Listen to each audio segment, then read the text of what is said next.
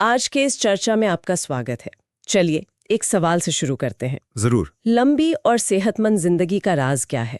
ज्यादातर लोग कहेंगे अच्छी डाइट, एक्सरसाइज। हाँ, स्ट्रेस कम लेना, यही सब। पर क्या हो अगर मैं कहूँ कि असली राज इस बात में छिपा है कि आप किसी से हेलो कैसे कहते हैं। ये सुनने में थोड़ा अजीब लग सकता है, पर इसके पीछे एक जबरदस्त साइंस है। अच्छा। हार्वर्ड की एक बहुत मशहूर स्टडी है। वो बताती है कि जिन लोगों के सोशल कनेक्शंस मजबूत होते हैं वे न सिर्फ ज्यादा खुश रहते हैं बल्कि सचमुच ज्यादा लंबा भी जीते हैं। बिल्कुल, और यही आज की हमारी चर्चा का मेन पॉइंट है। हम अक्सर सोशल स्किल्स को सॉफ्ट स्किल्स मानकर थोड़ा हल्के में ले लेते हैं। हाँ बिल्कुल।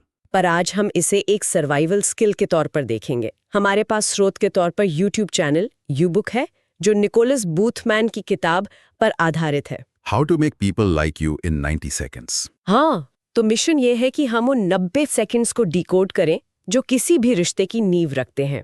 तो एसेंशियली हम उन छोटे छोटे एक्शंस को समझने की कोशिश कर रहे हैं जिनका असर हमारी हेल्थ और जिंदगी पर इतना बड़ा हो सकता है।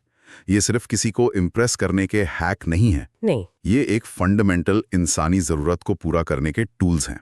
कनेक्शन। तो चलिए इसमें और गहराई से उतरते हैं। सबसे हैरान करने वाली बात जो स्रोत में बताई गई वो ये है कि ये 90 सेकंड्स का खेल बातचीत शुरू होने से बहुत पहले शुरू हो जाता है। हाँ, ये बहुत दिलचस्प है। मुझे हमेशा लगता था कि एक अच्छा ओपनिंग लाइन सबसे जरूरी है, पर यह किताब कहती है कि आप क्या बोलते हैं उससे पहले ही लोग तय कर लेते हैं कि वो आपको पसंद करते हैं या नहीं। और ये सब होता है आपकी बॉडी लैंग्वेज से।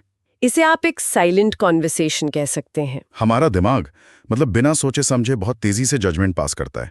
स्रोत के मुताबिक कोई भी नया इंसान आपसे मिलते ही 3 चीजें स्कैन करता है। आपका शरीर, आपकी आंखें और आपके चेहरे के भाव। बिल्कुल।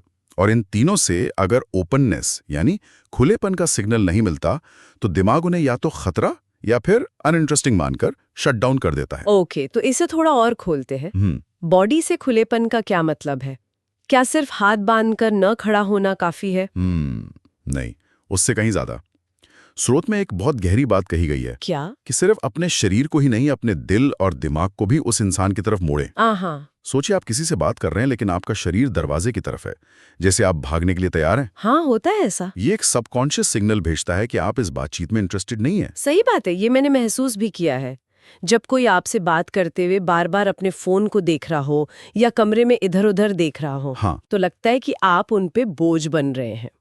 तो पहला कदम है अपनी पूरी अटेंशन फिजिकली और मेंटली उस एक इंसान को देना। एग्जैक्टली। और जब आपकी बॉडी और माइंड एक दिशा में होते हैं तो दूसरा स्टेप नेचुरल लगता है, आई कांटेक्ट। आंखों में देखना। हाँ, आंखों में देखना विश्वास बनाने का सबसे सीधा रास्ता है। ये बिना शब्दों के कहता है मैं यही हूं, पूरी तरह से मौजूद हूं और मेरे पास कुछ छिपाने को नहीं है। लेकिन आई कांटेक्ट भी तो डरावना हो सकता है। अगर कोई आपको घूरता ही रहे तो वो बहुत अनकंफर्टेबल हो जाता है। बहुत अच्छा सवाल है। तो सही बैलेंस क्या है? ये घूरना नहीं है, ये एक कनेक्शन बनाना है। और स्रोत का सबसे शक्तिशाली सुझाव यहीं आता है। जैसे ही आपकी नजरें मिले आपको पहल करनी है।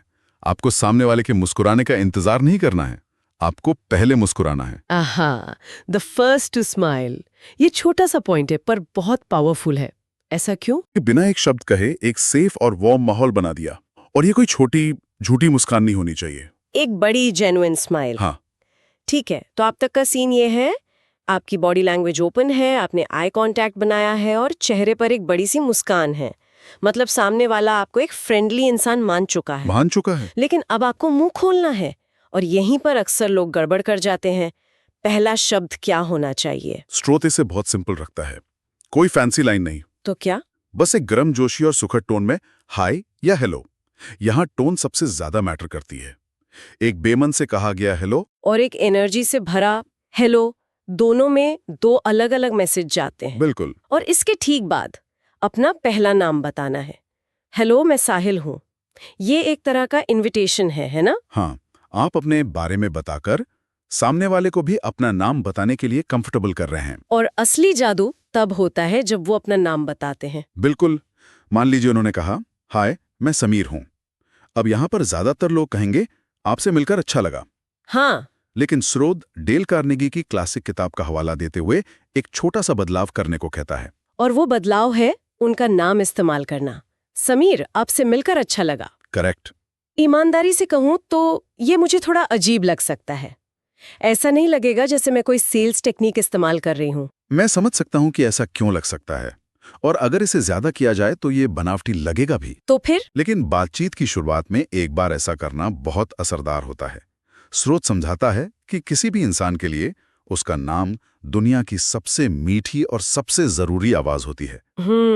जब आप उनका नाम लेते हैं तो आप सिर्फ एक शब्द नहीं बोल रहे होते, आप उनकी पूरी पहचान को, उनके अस्तित्व को स्वीकार कर रहे होते हैं। मतलब ये सिर्फ नाम याद रखने की ट्रिक नहीं है, ये एक तरह से सम्मान दिखाने का तरीका है। एग्जैक्टली। ये कहना कि मैंने आपको सुना और आप मेरे लिए महत्वपूर्ण हैं। इसका एक प्रैक्टिकल फायदा भी है। जब आप नाम को तुरंत दोहराते हैं तो वो आपकी मेमोरी में छप जाता है। हाँ, ये भी है। हम सब उस शर्मिंदगी से गुजरे हैं जब किसी से मिलने के 2 मिनट बाद ही हम उनका नाम भूल जाते हैं। ये तकनीक उससे भी बचाती है। इससे जुड़ा एक और पॉइंट था जो मुझे बहुत दिलचस्प लगा, थोड़ा सा आगे की ओर झुकना। हाँ, लीन इन करना। स्रोत में ओबामा का उदाहरण दिया गया है। ये इतना छोटा सा जेस्चर है, क्या इससे वाकई कोई फर्क पड़ता है? बहुत ज्यादा। थोड़ा सा आगे झुकना एक बहुत शक्तिशाली नॉन वर्बल क्यू है।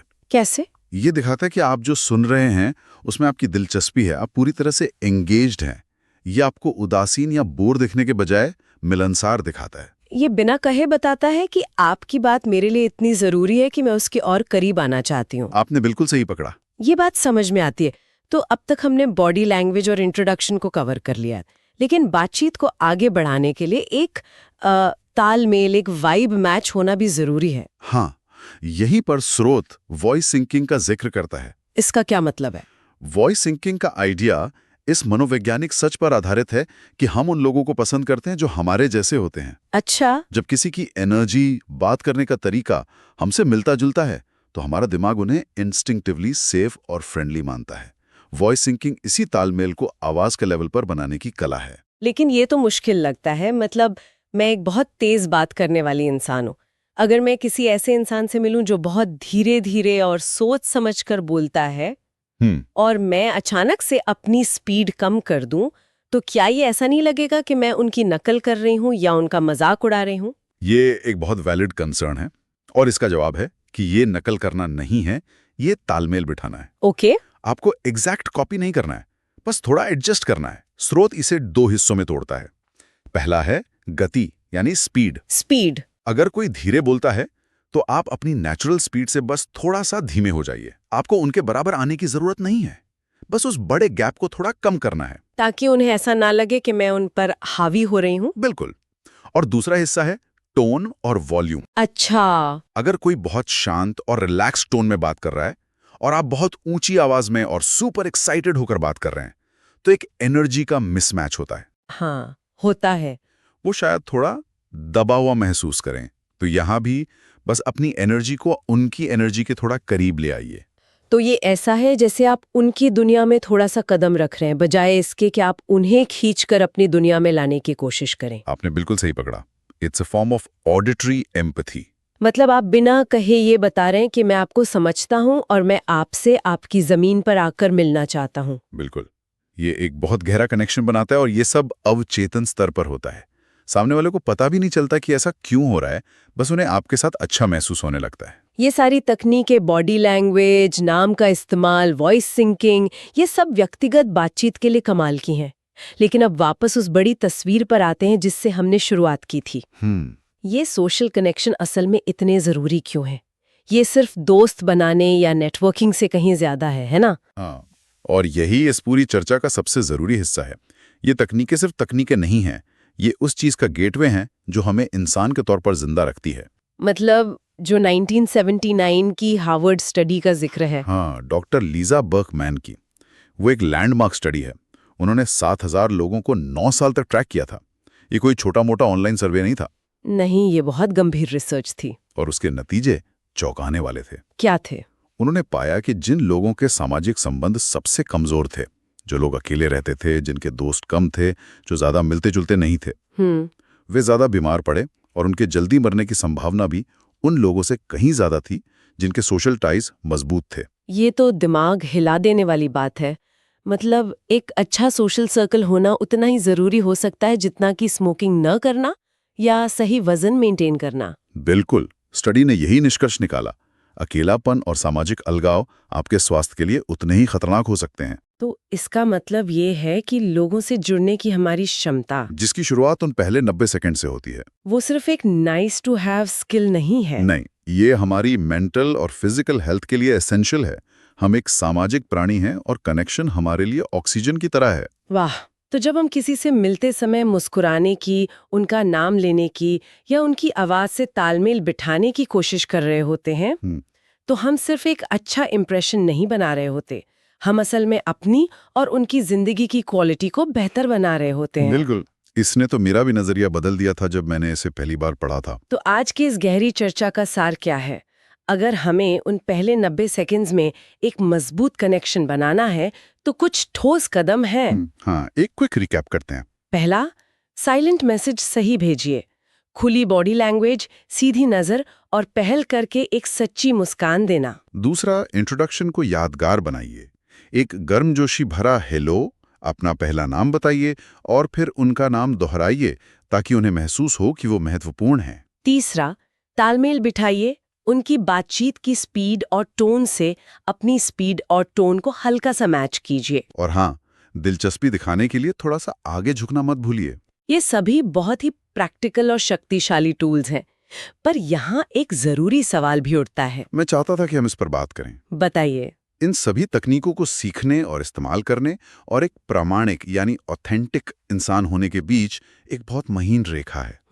अगर कोई इन तरीकों का बहुत हिसाब किताब लगाकर एक चेकलिस्ट की तरह इस्तेमाल करता है, तो क्या ये ईमानदारी के बजाय चालाकी या बनावटीपन नहीं लगेगा? ये एक बहुत बड़ा रिस्क है। असली चुनौती शायद इन स्किल्स को अपनी आदत का हिस्सा बनाने में है, न कि सिर्फ एक स्क्रिप्ट को फॉलो करने में। मतलब लक्ष्य एक बेहतर एक्टर बनना नहीं है। नहीं, लक्ष्य है असल में दूसरों में ज्यादा दिलचस्पी लेना सीखना और फिर उस दिलचस्पी को प्रभावी ढंग से व्यक्त करना सीखना।